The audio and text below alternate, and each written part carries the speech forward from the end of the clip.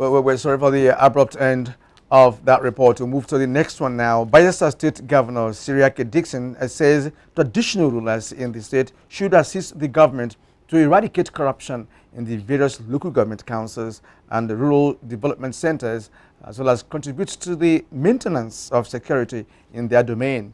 The governor said this at a meeting with traditional rulers in Government House, Yenagoa. Samuel Numonenge reports. Governor Dickson said his administration will focus on payment of salaries of state civil servants, as the delay of salaries of those working in the local government councils is due to over-bloated wage bill. He said after the ongoing verification exercise and submission of wage bill by the various councils, departments, agencies and ministries, salaries will be paid. You people in your local governments, I will send the payroll to you people. You people will look at the human beings there.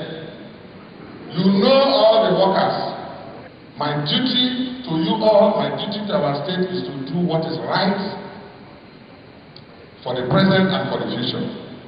The governor also met with representatives of oil companies operating in the state and security operatives to discuss on how to collaborate in the area of making the state safe for businesses to thrive, especially with the ongoing militant attacks on oil installations in the Niger Delta. We want to make it clear that security is a shared responsibility, and we have all agreed to improve on the working environment of oil companies, and I've also made a case for them to show greater responsibility. The two meetings are top government functionaries of the state in attendance. In Yenagoa, Samuel Numonenge, NTA News. The towns, cities and kingdoms in Nigeria had unpleasant experiences of confronting the white man over trade interests in the Niger region.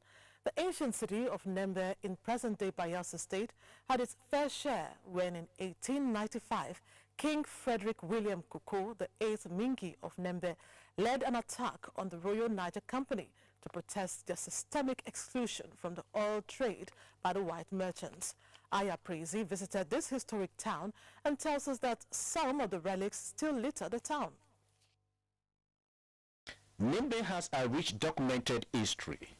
It existed as an autonomous city-state with long line of kinship several decades before the advent of the white man as traders, missionaries, and subsequently as administrators.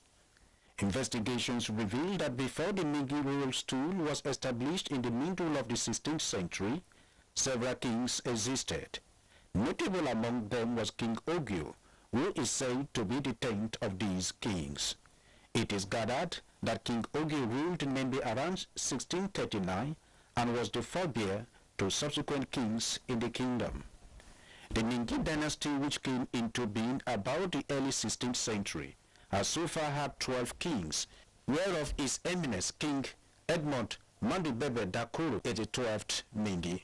It is further gathered that the reigns of the 7th Mingi, King Joshua Constantine Okia, and the 8th Mingi, King Frederick William Koko, in the late 19th century, were particularly spectacular and eventful. While King Joshua Okia invited the gospel to Nembe with the subsequent birth of the Christian religion in the kingdom, King Koko, on the other hand, birthed the historical resource control struggle, typified by the attack he led on the British merchant, the Lander brothers, over the attempt by the foreigners to skim the natives out of the palm oil trade in the area. We were on our own, and they went to come and control our trade. That was the problem. That this man you are saying here, the king, in 1895, fought for the liberation of the Nembe Brass people. The people celebrate this historic event annually. The relics of the tenacity and resilience of the Nembe people are still visible, not only in terms of the ancient weapons of war like cannon, graves of notable chiefs and statues erected in different areas of the ancient city, but also in the people's unrelenting hold onto their customs and tradition, even in the face of rude invasion of westernization and globalization forces. This finds expression in the rich traditional dress code of the people, where the men usually tie wrapper, topped with etibo or woko, and a hat to match, with a walking stick during traditional events like marriage and burial ceremonies, among others. Now, foremost nationalist and a one-time presidential candidate, Chief Pere Ajowa, has been laid to rest in Port Harcourt, Rivers State. At a ceremony to honor him in Yenogua, BAYELSA State, Governor HSDickson described him as a true Ijaw hero who took Nigeria as a larger constituency. Samuel Numunengi reports. The line estate of late Chief Christopher Pere Ajowa, Igbesu of Igbesubiri, in whose honor the state organized a service of songs, brought together top Ijaw leaders who gave glowing tributes of the deceased. The state governor, HSDickson, said Chief Pere Ajowa lived a life worthy of emulation and that the state government will continue to honor Ijaw leaders, both dead and alive. Another Iroko had fallen in the sacred forest of the Ijaw nation. And our people will so much and always continue to miss him. At his passing, I, at a personal level, had also lost a father, a leader, and an elder brother that I could count on at all times.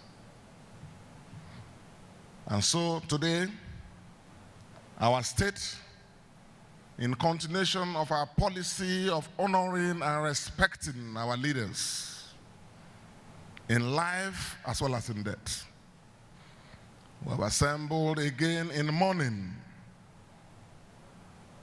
at the passing of this great leader whose remains lie here today.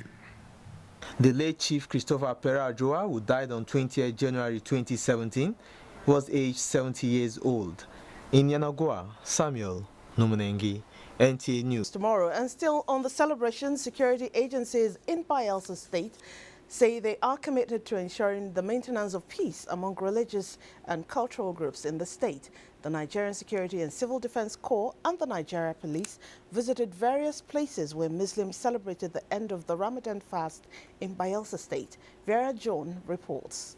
Nigerian Security and Civil Defense Commandant, Mr. Desmond Agu, and the State Commissioner of Police, Mr. Asukwa Amba, went around different prayer grounds where the Muslims celebrated the end of their Ramadan fast. We are here to ensure that everything works out very, very well. And I believe as we are the holidays, people should move without any fear. Some of the Muslims said they were overwhelmed by the visit of the security chiefs. We also thank Allah for health. We also thank Him for life. Because without God Almighty, we wouldn't have made it. And also to extend the attitude to our hosts, our neighbors. Government in power, by Almighty Allah, with His infinite mercy, grant them peace. In Yenogua, Vera John, NTA News. And from Yola, we go to BAYELSA State, where the police command is investigating the shooting of a teenager in Yenogua by a policeman. Already, the accused policeman is in its custody, including some suspected cult members whose operations breached the peace in the state. Senam Bamigboye tells us more. According to an eyewitness, the policeman reportedly shot the deceased, Tomboizibe Joseph, after making some accusations against him. The victim, who is about 16 years old, reportedly died while being conveyed to the hospital for treatment. Crowds of relatives, friends, and other members of the community were perplexed following reports of the incident, which was said to have occurred at about 11 o'clock Thursday night. The policeman has been arrested, is under investigation.